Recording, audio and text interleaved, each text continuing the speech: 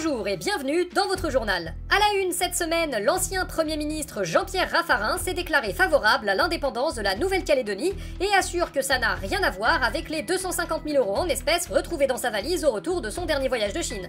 Par ailleurs, lors de sa dernière visite sur l'île et à l'occasion d'une séance de questions-réponses, aux demandes des militants indépendantistes du FLNKS d'organiser un nouveau référendum sur l'indépendance de Kanaki, Emmanuel Macron a répondu la phrase suivante: MDR.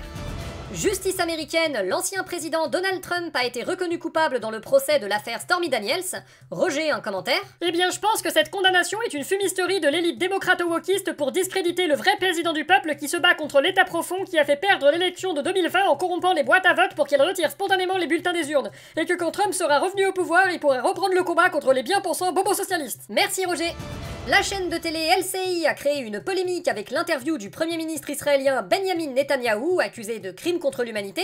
Benjamin Netanyahou, qu'avez-vous pensé de cette entrevue? Je suis satisfait, j'ai pu y exposer mon point de vue, le point de vue d'Israël sur le massacre, sur les gentilles opérations pleines d'humanité que nous menons à Gaza, et faire comprendre à l'opinion publique française les tenants et les aboutissants du conflit. Oui, enfin, dans la mesure où vous refusez toujours la solution à deux États pourtant entérinée et demandée par la grande majorité de la communauté internationale, on voit difficilement où vous voulez emmener Israël à part dans le mur. Faites-moi confiance enfin, est-ce que je vous ai déjà déçu par le passé? Plein de fois, oui. Je vous assure que tout est sous contrôle. Je suis, Israël est l'avant-garde de la civilisation judéo-chrétienne contre les barbares. C'est les arguments de l'extrême droite historique et antisémite que vous reprenez là. Mais non, c'est du bon sens. Notre victoire, c'est votre victoire. Je crois plutôt que notre victoire, ce sera votre démission. Prison maintenant, la surpopulation carcérale française bat des records, 77 647 détenus au dernier compte, un chiffre qui surpasse les capacités d'hébergement des centres de rétention et conduit à une aggravation des conditions de vie dans ces derniers.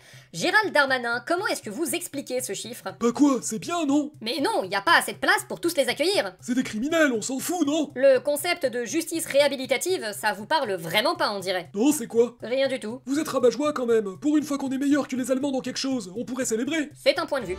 Éducation nationale, des parents d'élèves ont initié l'opération Collège vide, consistant à inciter les parents à ne pas mettre leurs enfants à l'école pour protester contre la politique du gouvernement en matière d'éducation. Ma foi, c'est une excellente idée. Oh, Nicole Belloubet, vous soutenez l'initiative? C'est étonnant. Bien sûr que je la soutiens, c'est un moyen efficace de préparer les jeunes à leur avenir. Qu'est-ce que vous voulez dire? Eh bien, inciter les parents à ne pas mettre leurs enfants à l'école publique, c'est une démarche qui correspond plutôt bien à notre projet pour cette dernière. Donc j'approuve la démarche, manquera plus qu'à la généraliser. Et effectivement. Guerre au Proche-Orient maintenant, les bombardements de camps de réfugiés à Rafah suscitent une indignation internationale. Tout de suite, notre envoyé sur place. Ben écoutez, Un agent du Hamas, tuez-le! Guerre au Proche-Orient, toujours, nous avons justement recueilli pour vous les images de l'interview du Premier ministre israélien Benjamin Netanyahou sur LCI. Monsieur Netanyahou, bonjour. Bonjour. C'est quoi cette photo derrière vous? Eh ben, putain David, j'avais dit pas celle-là. Monsieur Netanyahou, bonjour. Bonjour. Monsieur Netanyahou, la guerre à Gaza fait rage et l'armée israélienne est accusée de toutes parts pour les dizaines de milliers de morts civils palestiniens. Ne vous inquiétez pas, nous continuons de neutraliser les agents du Hamas et à les traquer où qu'ils soient. Oui, mais c'était pas ma question. Je vous demande ce que vous avez à répondre face aux milliers de morts civiles que le conflit a déjà fait. Bah je vous ai dit, on continue de neutraliser les agents du Hamas. Mais par exemple, les frappes sur des camps de réfugiés à Rafah qui ont fait des dizaines de morts, comment vous les considérez? C'est un succès, nous avons neutralisé des dizaines d'agents du Hamas. Pour vous, tous les civils palestiniens sont considérés comme des complices du Hamas? Est-ce que vous réalisez les implications de telles déclarations? Oui, je veux dire, non. Bon, écoutez, en toute solennité, et avec la plus grande des sincérités, tuer des gens, c'est pas bien. Purée, il a trop raison. C'est pour cette raison qu'à l'issue de la prochaine trêve, nous reprendrons aussi vite que possible l'offensive pour tuer des gens le plus vite possible et qu'on oublie tout ça. Quel humaniste. Pour notre entretien du jour, nous recevons la tête de liste de Renaissance, Valérie Hayé, ainsi que le Premier ministre Gabriel Attal. Valérie Hayé, Gabriel Attal, bonjour. Bonjour. Valérie Hayé, votre dernière interview avant la fin de la campagne européenne a été marquée par l'intervention de Gabriel Attal, ce qui a suscité une certaine controverse à gauche comme à droite.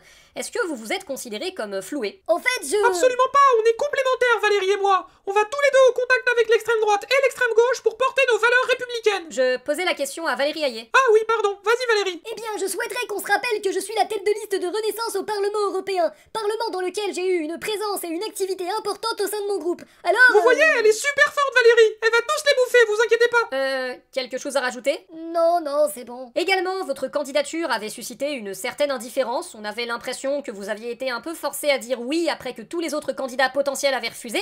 Qu'est-ce que vous avez à répondre à ça? Ce n'est pas vrai, je pense que... Vous inquiétez pas, Valérie, elle est super contente d'être tête de liste. Pas vrai Valérie? Évidemment, c'est une mission que je remplis avec fierté car... Voilà, donc vous avez pas à vous poser de questions à ce sujet. Elle fait un super boulot. Malgré tout, votre campagne patine et vous peinez à vous faire entendre sur les sujets importants. Les électeurs de droite vous jugent peut-être trop à gauche, les démocrates chrétiens sont déçus de votre parti et se tournent vers le PS. Il reste encore quelques jours avant le vote, vous avez une solution pour ne pas finir sur une note décevante? Oui, nous souhaitons rappeler aux Français que... Évidemment qu'on va s'en sortir. Les sondages, c'est de la merde de toute façon. Vous inquiétez pas, allez, vous pensez vraiment que... Ta gueule! Ferme ta gueule! Ta gueule! Ferme ta putain de gueule! Et votez Renaissance! En tout cas, le groupe vit bien. Nous vous souhaitons une excellente fin de journée.